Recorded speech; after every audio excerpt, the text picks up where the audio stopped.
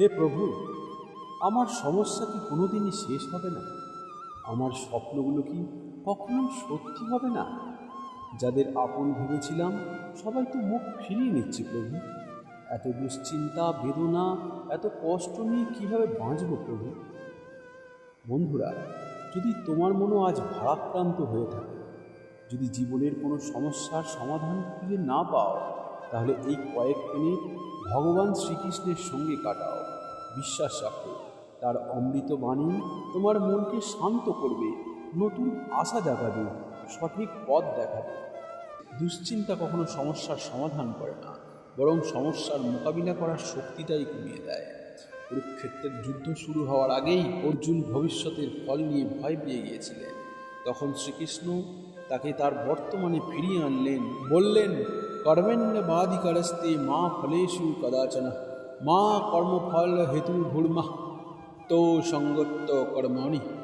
অর্থাৎ তোমার অধিকার শুধুমাত্র কর্মে, ফলে নয়। ফলের প্রতি আসক্ত হও না এবং কর্মত্যাগ করো না। বন্ধুরা, আগামীকাল কি হবে সেটা কেউ জানে না, কিন্তু আজ তুমি কি করবে সেটা তোমার হাতে। তাই দুশ্চিন্তা নয়, কর্মে মন দাও। বন্ধুরা, পৃথিবীর সবচেয়ে গভীর কষ্টগুলোর মধ্যে একটি হলো প্রিয় মানুষের দূরে চলে যাওয়া। হয়তো যাকে তুমি নিজের সব কিছু মনে করেছিলে, সে আজ তোমার জীবনে নেই। আর তখন মনে হয় আমার জীবনটা বুঝি থেমে গেল। অনেক মানুষ এই জায়গায় একটা ভুল করে, সে ভাবে যে মানুষটা চলে গেছে তার সঙ্গেই আমার সুখও চলে গেছে। কিন্তু একটু ভেবে দেখো, তুমি কি জন্মের সময় তাকে নিয়ে এসেছিলে? তাহলে তোমার অস্তিত্ব কি শুধু তার উপর নির্ভর করে? কৃষ্ণ বলেন, দুঃখে সনুদ্বিগ্ন মনা সুখেষু বিগত স্পৃহ বিতরাগ ভয় ক্রোধ স্থিত ধীর্ম নিরুচ্যতে। অর্থাৎ যিনি দুঃখে ভেঙে পড়েন না এবং সুখে অতিরিক্ত আসক্ত হন না, তিনি স্থির জ্ঞানের অধিকারী। বন্ধুরা, মানুষকে ভালোবাসো, কিন্তু নিজের শান্তিকে কোনো মানুষের হাতে বন্দি হতে দিও না। সময় ক্ষত সারিয়ে দেয়, আর ভগবানের পরিকল্পনা অনেক সময় আমাদের পরিকল্পনার চেয়েও অনেক অনেক সুন্দর হয়। আজ যে কষ্টটাকে তুমি দুর্ভাগ্য ভাবছ, হয়তো সেটাই তোমাকে এমন একটা শিক্ষা দিচ্ছে যা অন্য কোনোভাবে পেতে না। একটু ভেবে দেখো, জীবনের সবচেয়ে বড় শিক্ষা কি সবসময় সুখের সময়ে এসেছে, নাকি কঠিন সময় এসেছে? সত্যি বলতে, মানুষকে সবচেয়ে বেশি বদলে দেয় তার সংগ্রাম, সবচেয়ে বেশি পরিণত করে তার কষ্ট। তাই ভগবান শ্রীকৃষ্ণ গীতার 2য় অধ্যায় 14তম শ্লোকে বলছেন, মাত্রা স্পর্শাস্তু কন্তেয় শীতৃষ্ণ সুখ দুঃখদা আগমা পাইন ইত্যাস্তাং স্থিতি সক্ষ ভারত। অর্থাৎ সুখ দুঃখ, লাভ ক্ষতি, কষ্ট স্বস্তি সবই সাময়িক, এগুলো আসে এবং চলে যায়। তাই ধৈর্যের সঙ্গে সহ্য করো। বন্ধুরা, প্রবল ঝড় যেমন স্থায়ী নয়, তেমনি রাত দিন, দুঃখ, ভালোবাসা, আনন্দ কোনো কিছুই স্থায়ী নয়। কিন্তু কষ্ট থেকে পাওয়া শিক্ষা সারা জীবন থাকে। তাই কষ্টকে শুধু শাস্তি হিসেবে দেখো না, অনেক সময় কষ্টই ভগবানের দেয়া সেই চরম পরীক্ষা। বন্ধুরা, বিগত সময়ে এমন কি কোনো কাজ আছে যেখানে তুমি নিজের 100% দিয়েছিলে?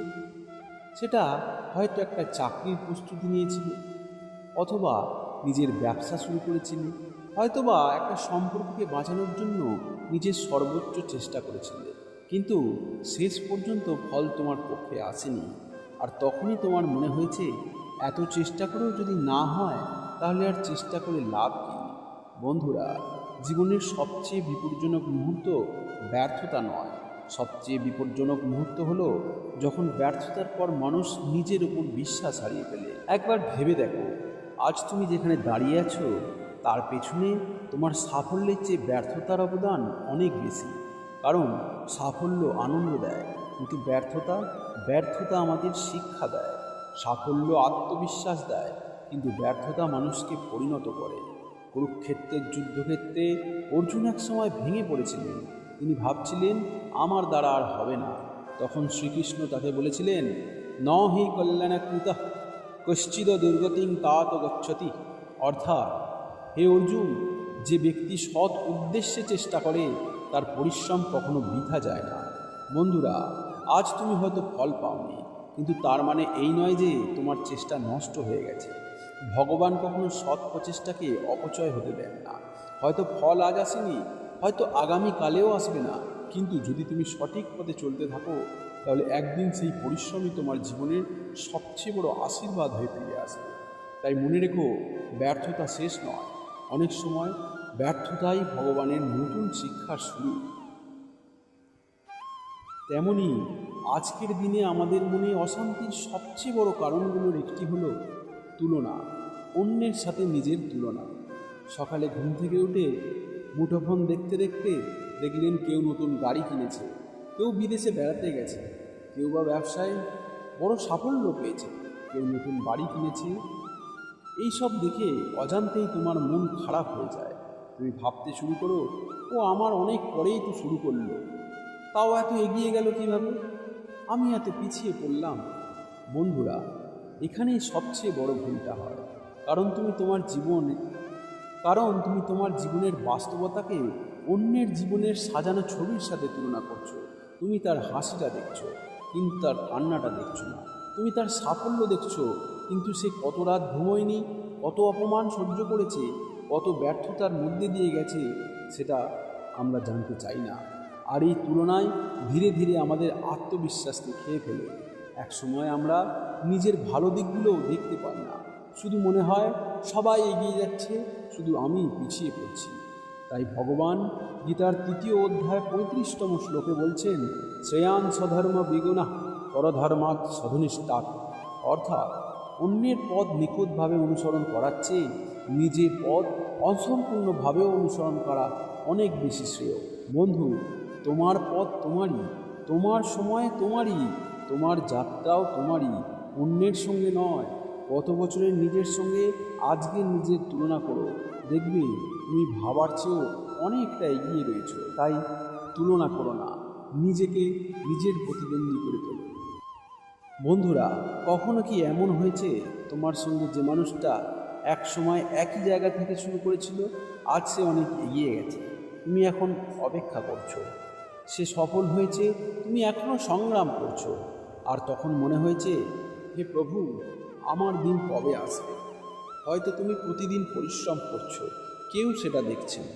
হয়তো তুমি বহুদিন ধরে প্রার্থনা করছো, কিন্তু কোনো উত্তর পাচ্ছ না। এই সময়টাতেই অধিকাংশ মানুষ হাল ছেড়ে দেয়, কারণ তারা ভাবে হয়তো আমার ভাগ্যে নেই। কিন্তু বন্ধুরা, ঠিক এই জায়গাতেই মানুষ ভুল করে, কারণ আমরা ফল দেরিতে আসছে দেখে ধরে নিই ফল আর আসবেই না। একটি আম গাছ ও একটি বট গাছ কখনো একই গতিতে বড় হয় না। একটি ফুল কয়েকদিনের মধ্যেই ফুটে ওঠে, আবার একটি বিশাল বৃক্ষ বড় হতে বছরের পর বছর সময় নেয়। তাই বলে কি কোনো গাছের মূল্য কমে যায়? প্রত্যেকের বিকাশের সময় আলাদা, প্রত্যেকের যাত্রাপথ আলাদা। তাই অন্যের সময় দেখে নিজের ভবিষ্যৎ বিচার করো না। মনে রেখো, ভগবান দেরি করতে পারেন, কিন্তু ভুল করেন না। বন্ধুরা, মানুষের জীবনের সবচেয়ে বড় ক্লান্তি হলো সব কিছু একা বহন করার চেষ্টা। সব সমস্যার সমাধান নিজেকেই বহন করতে হবে, সব দায়িত্ব নিজেকেই সামলাতে হবে, সব বোঝা নিজেকেই টানতে হবে। এই চিন্তায় মানুষকে ভিতর থেকে ভেঙে দেয়। হয়তো তুমিও আজ এমন কোনো বোঝা নিয়ে বয়ে চলেছ যা কাউকে বলতে পারছো না। বাইরে থেকে সবাই তোমাকে শক্তিশালী ভাবছে, কিন্তু ভেতরে তুমি ক্লান্ত, খুবই ক্লান্ত। একটা সময় আসে যখন মানুষ বুঝতে পারে সব কিছু নিজের হাতে রাখা সম্ভব নয়, কিছু বোঝা ভগবানের হাতেও ছেড়ে দিতে হয়। শ্রীকৃষ্ণ বলেন, সর্বধর্মান পরিত্যাজ্য মামেকাং শরণং ব্রজ অহং তাং সর্ব পাপেভ্যঃ মোক্ষয়িষ্যামি মা শুচা। অর্থাৎ সব কিছু ছেড়ে একমাত্র আমার শরণাগত হও, আমি তোমাকে সব ভয় ও পাপ থেকে মুক্ত করব। দুঃখ করো না। বন্ধুরা, এটাই গীতার সার। যখন তুমি আন্তরিকভাবে বলবে, হে কৃষ্ণ, আমি আমার সর্বোচ্চ চেষ্টা করব, কিন্তু ফল তোমার হাতে, তখন হৃদয়ের অনেক অশান্তি নিজের থেকেই দূর হয়ে যাবে। হয়তো আজ তোমার জীবনে অনেক ঝড় আছে, এমন অনেক সমস্যা আছে যার সমাধান এখনও খুঁজে পাওনি। কিন্তু মনে রেখো, রাত যতই অন্ধকার হোক, সূর্য উঠতে কখনো ভুলে যায় না। তেমনি তোমার জীবনের এই কঠিন সময়ও একদিন কেটে যাবে। তাই আজ থেকে ভয় নয়, বিশ্বাস নিয়ে বাঁচো, হতাশা নয়, আশা নিয়ে এগিয়ে চলো। আর প্রতিটি পরিস্থিতিতেই মনে রেখো, যার সারথি স্বয়ং ভগবান শ্রীকৃষ্ণ, তার জীবনের রথ কখনো পথ হারায় না। যদি আজকের ভিডিওটি তোমাদের ভালো লেগে থাকে তাহলে ভিডিওটি অবশ্যই লাইক করে চ্যানেলটি সাবস্ক্রাইব করো এবং কমেন্টে লিখো জয় শ্রীকৃষ্ণ, জয় শ্রী রাধা।